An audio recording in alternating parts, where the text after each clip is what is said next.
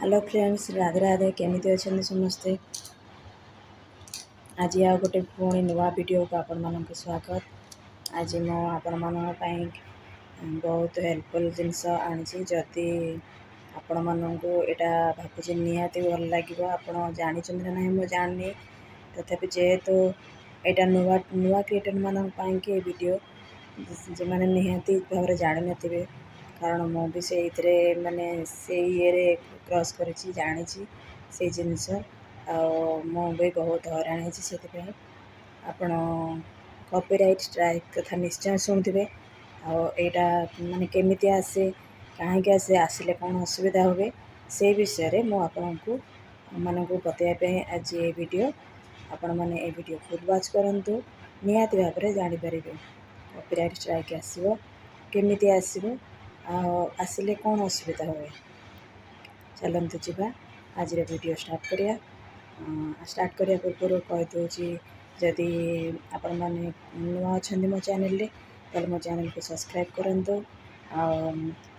गोटे प्यार सा कमेंट करंतु, जहाँद्वारा कि मुझे इंस्पायर कि आउ कि सेमती आपण मान कि वीडियो आनीपारि। कमेंट करी कहे जहाँ भी आपण को जानवर अच्छी निश्चय भाव कमेंट करी कहे, मो से हिसाब से आपण मान वीडियो प्रेजेंट करी। चलते जावा आज वीडियो स्टार्ट करवा। जे कॉपीराइट स्ट्राइक कहीं आसे, कॉपीराइट स्ट्राइक आसे आपण मैंने देखुए। आप सर्च बनइले, मोर भी एमती आसी, मो जो नुआ नुआ बनइले मु जानी जे कॉपीराइट आसी।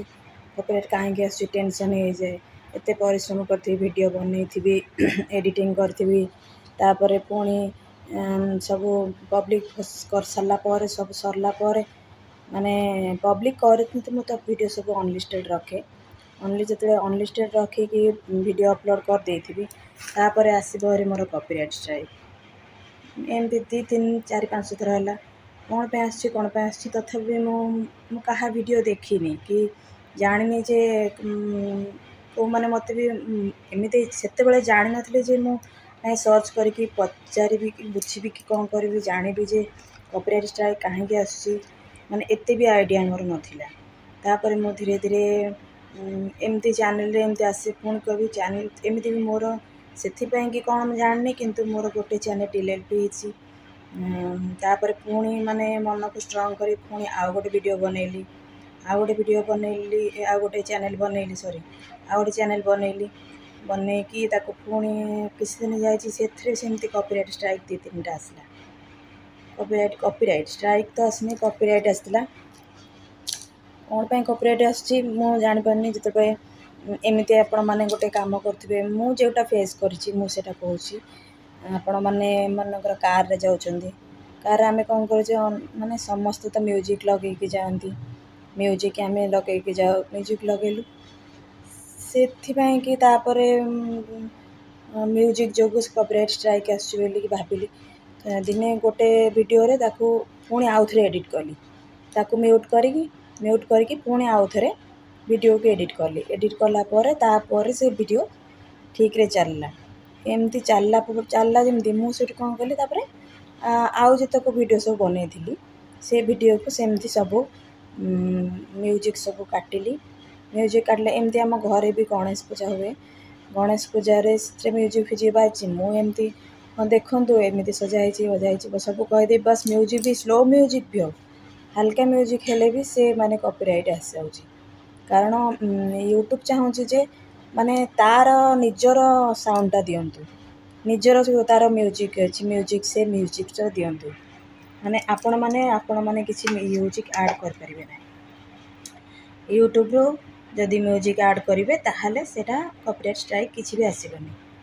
आपण माने देखंतु जो माने नुआ क्रिएटर निश्चय तांको असुविधा हम, किंतु जदि भी कॉपीराइट आसी आपण माने आउ थरे ट्राई करी देखंतु से वीडियो को आउ थरे आपण माने से वीडियो को डिलीट करके, जदि से वीडियो अच्छी आपण माना पाखे स्टॉक अच्छी वीडियो ताको आउ थरे एडिट करके से साउंड को काटिकी आपण निज वॉइस से किसी दियंतु, निज वॉइस दियंतु। से निज वॉइस दे सारा पर आपण माने वीडियो को अपलोड करंतु, निहाती भाव में देखिए जे कॉपीराइट स्ट्राइक किसी भी आसबनी। କିନ୍ତୁ ମୁଁ ଯେଉଁ କହିଲି ଆପଣ ବି ଭିଡ଼ିଓରେ ବି କହିଛି ଯେ କପିରାଇଟ୍ ଷ୍ଟ୍ରାଇକ୍ ଆସିଲେ ବାରମ୍ବାର ଆପଣମାନଙ୍କ ଚ୍ୟାନେଲ୍ ଡେଟ୍ ହେଇଯାଏ, ଡରୁଥିବେ ନିହାତି ଭାବେ। ନା, ସେମିତି କିଛି ବି ଅସୁବିଧା ହେବନି। କିଛି ଦିନ ପରେ ସେଇଟା ଆସ୍ତେ ଆସ୍ତେ କପିରାଇଟ୍ଟା କଟିଯିବ। 2-3 ମାସ ପରେ ମନକୁ କପିରାଇଟ୍ଟା କଟିଯିବ। କିନ୍ତୁ ତଥାପି ଯଦି ଏଇଟା ବାରମ୍ବାର କପିରାଇଟ୍ କି ଷ୍ଟ୍ରାଇକ୍ ଆସିଲା, ସେଇଟା ନିହାତି ଭାବରେ ଆପଣମାନଙ୍କ ଚ୍ୟାନେଲ୍ ଉପରେ ଇଫେକ୍ଟ ପକାଇବ। ସେ କେତେବେଳେ ପକାଇବ? ଆପଣଙ୍କ ଚ୍ୟାନେଲ୍ ଯେତେବେଳେ ମୋନେଟାଇଜ୍ ହେବ, ମୋନେଟାଇଜ୍ ହେଲା ଟାଇମ୍ରେ, ସେଇ ଟାଇମ୍ରେ ଆପଣମାନଙ୍କୁ କପିରାଇଟ୍ ଷ୍ଟ୍ରାଇକ୍ ଶୋ କରିବ। ଯେଉଁମାନେ ମୋ ଭିଡ଼ିଓ ଡେଲି ଦେଖୁଛନ୍ତି ସେଇମାନେ ଦେଖୁଥିବେ ଯେ ଭିଡ଼ିଓରେ ମାନେ ମୁଁ ଯେଉଁଟା ଚ୍ୟାନେଲ୍ ମୋନେଟାଇଜ୍ କେମିତି ହୁଏ, ଆପଣମାନେ କେମିତି ନିଜେ ଜାଣିବେ ଯେ ଚ୍ୟାନେଲ୍ ମୋନେଟାଇଜ୍ ହେଉଛି ବୋଲି। ଯେଉଁ ଭିଡ଼ିଓଟା ବନେଇଛି ସେ ଭିଡ଼ିଓରେ ଦେଖାଉଛି, ତଳେ ଦେଖାଉଛି ଯେ ଆପଣମାନେ କି YT ଷ୍ଟୁଡ଼ିଓରେ ଦେଖେଇଥିଲି, ସେଇଠି ଅଛି ଆପଣମାନଙ୍କୁ ଯେ କପିରାଇଟ୍ ଷ୍ଟ୍ରାଇକ୍ ଅଛି ନା ନାହିଁ ସେଇଟା ଶୋ କରିବ। କପିରାଇଟ୍ ଷ୍ଟ୍ରାଇକ୍ ଶୋ କଲେ ସେଇଠି କ'ଣ ହେବ? ଆପଣଙ୍କ ଚ୍ୟାନେଲ୍ ମୋନେଟାଇଜ୍ ହେଲା ବେଳକୁ ନିଶ୍ଚୟ ସେ କପିରାଇଟ୍ ଷ୍ଟ୍ରାଇକ୍ଟା ଶୋ କରିବ। ସେଇ ଜିନିଷ ହେଉଛି ଅସୁବିଧା। ଆପଣମାନେ ନିହାତି ଭାବରେ ସେଇଟାକୁ କ୍ଲିୟର୍ କରନ୍ତୁ। କ୍ଲିୟର୍ କଲେ ଜାଣିପାରିବେ ଯେ ତାପରେ ଯେତେବେଳେ ମୋନେଟାଇଜେସନ୍ ପାଇଁ ଆପ୍ଲାଏ କରିବେ କିଛି ବି ଆପଣଙ୍କର ଅସୁବିଧା ହେବନି। ମୁଁ ବି ସେଇ ସିଚୁଏସନ୍ରେ ଫେସ୍ କରିଛି। ମୁଁ ଜାଣିଛି କେତେ କଷ୍ଟ ହୁଏ। ଭିଡ଼ିଓ ଥରେ ଅପଲୋଡ଼୍ କରିସାରିଲା ପରେ ପୁଣି ଆଉ ଥରେ ତାକୁ ଏଡ଼ିଟ୍ କରିକି ଅପଲୋଡ଼୍ କରିବା, ନିଶ୍ଚୟ ସେଇଟା ବହୁତ କଷ୍ଟଦାୟକ। ଯେହେତୁ ଆମେ ଗୋଟେ ହାଉସ୍ୱାଇଫ୍ ହୁଅନ୍ତୁ କି ଜେଣ୍ଟସ୍ ହୁଅନ୍ତୁ, ଯେଉଁମାନେ ବି ହୁଅନ୍ତୁ କରୁଛନ୍ତି, ଯେଉଁମାନେ ୟୁଟ୍ୟୁବ୍ କ୍ରିଏଟର୍ ଯେଉଁମାନେ, ତାଙ୍କ ପାଇଁ ନିହାତି ଭାବରେ ଯେହେତୁ ଖୁସି ହେଇଯାଇଥିବେ। ପ୍ରଥମେ ମୁଁ ବି ସେମିତି, ନାଇଁ ମୁଁ ଆଜି ଗୋଟେ ଭିଡ଼ିଓ ଅପଲୋଡ଼୍ କରିଦେଲି ଦେଖିବା କ'ଣ କେମିତି ଯାଉଛି, କେତେ ଭ୍ୟୁଜ୍ ଯାଉଛି, କ'ଣ ହେଉଛି, ଏମିତି କାଇଁ ଖୁସି ହେଇଯାଇଥିବି। ଦେଖିଲା ବେଳକୁ ଅନଲିଷ୍ଟେଡ଼୍ ତ ରଖେ, ମୁଁ ଅନଲିଷ୍ଟେଡ଼୍ ରଖିଥିବି। ତାପରେ ପବ୍ଲିକ୍ କରିବାକୁ ଯିବା ପରେ ଗଲାବେଳକୁ ଦେଖିବି ଯେ ନାଇଁ ଏଥିରେ କପିରାଇଟ୍ ଆସିଛି। କପିରାଇଟ୍ ଷ୍ଟ୍ରାଇକ୍ ଆସିଲା ମନ ନିଶ୍ଚୟ ଦୁଃଖ ହେଇଯିବ। କ'ଣ କରିବା? ସେଇ ଜିନିଷଟାକୁ ମୁଁ ଚାହୁଁଛି ଯେ ଆପଣମାନେ ବି ଫେସ୍ ନ କରନ୍ତୁ। ସେଇଥିପାଇଁ ଆଜି ଏ ଭିଡ଼ିଓ ବନେଇଛି। ଖାସ୍ କରି ଏଇଟା ନୂଆ କ୍ରିଏଟର୍ମାନଙ୍କ ପାଇଁକି। ମୁଁ ଯାହା ବି ବନାଉଛି ଏବେ ସବୁ ନୂଆ କ୍ରିଏଟର୍ମାନଙ୍କ ପାଇଁକି। କାରଣ ମୁଁ ସେଇଟା ଯାହା ଫେସ୍ କରିଛି, ମୁଁ ଚାହୁଁନି ଆଉ କିଏ ବି ଫେସ୍ କରୁ।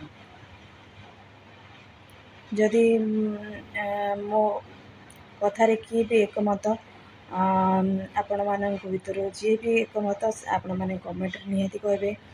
ଆଉ ଯଦି ବି ମୋର କିଛି କଥାଟା ଆପଣମାନଙ୍କୁ ଖରାପ ଲାଗିଛି କି ଯାହା ବି ହେଇଛି, ସେଥିପାଇଁ ସରି। କିନ୍ତୁ ଏଇଟା ମୁଁ ନିହାତି ଭାବରେ ଆପଣମାନଙ୍କ ଭଲ ପାଇଁକି କରୁଛି। ଭିଡ଼ିଓଟା ନିହାତି ଭାବରେ ଆପଣମାନଙ୍କୁ ଭଲ ଲାଗିବ। ଆପଣମାନେ ଯଦି ଜାଣିନଥିବେ କିଛି ଏଥିରେ ବହୁତ ଜାଣିବାର ଜିନିଷ ଅଛି। ଆଉ ଦେଖନ୍ତୁ, ନିଜେ ଯେତେବେଳେ ଆମେ ଫାଷ୍ଟ ଭିଡ଼ିଓ ବନେଇ ସାରିଲା ପରେ ଏତେ କଷ୍ଟ କରିକି ଯେତେବେଳେ ଜିନିଷଟା ହେବନି, ନିହାତି ଭାବେ କଷ୍ଟ ହେବ। ସେଥିପାଇଁକି ମୁଁ ଏ ଭିଡ଼ିଓଟା ବନାଉଛି ଯେ ଆପଣମାନେ ଏଇଟା କେମିତି ଫେସ୍ ନ କରନ୍ତୁ। ନିଜ ସାଉଣ୍ଡ ଦିଅନ୍ତୁ। ଯଦି ବି ଏମିତି ଯାହା ଟିକେ ବି ମ୍ୟୁଜିକ୍ ଆସୁଛି, ଆପଣ ଭାବୁଥିବେ ଯେ ମୁଁ ବି ସେଇଟା କରିଥିଲି, ହଁ ଠାକୁରଙ୍କର ଗୀତଟା ତ ଚଳିବ ଏମିତି କହିଥିଲି, ହଁ ଭଗବାନଙ୍କର ଗୀତ, ଭଗବାନଙ୍କର ମ୍ୟୁଜିକ୍ ବାଜୁଛି, ସେଥିପାଇଁ କିଛି କାହାର ଅସୁବିଧା ହେବନି, ଏଇଟା ଭାବିକି ବି ମୁଁ ସେ ସଙ୍ଗ୍ଟାକୁ ଆଡ଼୍ କରିଥିଲି। ମୁଁ ସେଇଟାକୁ ଆଉ କାଟିନଥିଲି, ସେଠି ନିଜ ଭଏସ୍ ବି କିଛି ଦେଇନଥିଲି। ମ୍ୟୁଜିକ୍ ବାଜୁଛି, ହଁ ଠାକୁରଙ୍କର ଗୀତ ଠିକ୍ ଅଛି। ଏମିତି ମାଣବସା ହେଇଥାଏ, ମୁଁ ସେଇ ଗୀତଟା ମାଣବସା ଗୀତ ଲାଗିଥିଲା, ସେଥିପାଇଁ ମୁଁ ଆଡ଼୍ କରିଦେଇଥିଲି। କିନ୍ତୁ ସେଥିରେ ବି ବାରମ୍ବାର କପିରାଇଟ୍ ଆସିଲା। କ'ଣ ପାଇଁ କପିରାଇଟ୍ ଆସୁଛି? ତାପରେ ମୁଁ କହିଲି ଠାକୁରଙ୍କ ଗୀତ ତଥାପି କପିରାଇଟ୍ ଆସୁଛି। ତଥାପି ସେଇ ଜିନିଷ ହେଲା। ମୁଁ ପୁଣି ତାକୁ ସେ ଭିଡ଼ିଓକୁ ପୁଣି କାଟିକି ଆଉ ଥରେ ଏଡ଼ିଟ୍ କରିକି, ଆପଣମାନେ ଯଦି ମୋର ଭିଡ଼ିଓ ଦେଖୁଛନ୍ତି, ମୁଁ ଭିଡ଼ିଓ ବନେଇବା ପୂର୍ବରୁ ବ୍ଲଗିଂ ହିଁ କରୁଥିଲି। ଯେଉଁମାନେ ବି ଦେଖୁଛନ୍ତି ସେମାନେ ଜାଣୁଥିବେ। ସେଇ ଭିଡ଼ିଓକୁ ମୋର ଗୋଟେ ମାଣବସା ଭିଡ଼ିଓରେ ମୁଁ ଆଡ଼୍ କରିଥିଲି ଯେ ସେ ମାଣବସା ଗୀତକୁ। ତାପରେ ତାକୁ କାଟିକି ପୁଣି ଏଡ଼ିଟ୍ କରିକି ପୁଣି ଆଉ ଥରେ ତାକୁ ମାଣବସା ଯିବାର 2 ଦିନ ପରେ ମୁଁ ସେଇଟାକୁ ପୁଣି ଆଉ ଥରେ ଅପଲୋଡ଼୍ କଲି। ଆପଣମାନଙ୍କୁ ସେଇଥିପାଇଁ କହୁଛି ଏମିତି ସିଚୁଏସନ୍ ଫେସ୍ କରିବେନି, ଯେମିତି ସେମିତି। ସେଇଥିପାଇଁ ଏ ଭିଡ଼ିଓ ବନାଉଛି। ଏ ଭିଡ଼ିଓଟିକୁ ଫୁଲ୍ ୱାଚ୍ କରନ୍ତୁ, ପୁରା ଜାଣିପାରିବେ ଯେ ଆପଣମାନଙ୍କ ପାଇଁ ଏ ଭିଡ଼ିଓ କେତେ ହେଲ୍ପଫୁଲ୍ ହେବ। जदि आपको आज भिडियोटी भल लगी ताले निहाती भाव में मत सब्सक्राइब करूँ। एमती वीडियो मुझे आपण निहाती सब बेले नहीं आसबि। जदि आज वीडियो भल लगा गोटे लाइक कमेंट निहाती भाव में करी। रही नमस्कार। जय जगन्नाथ।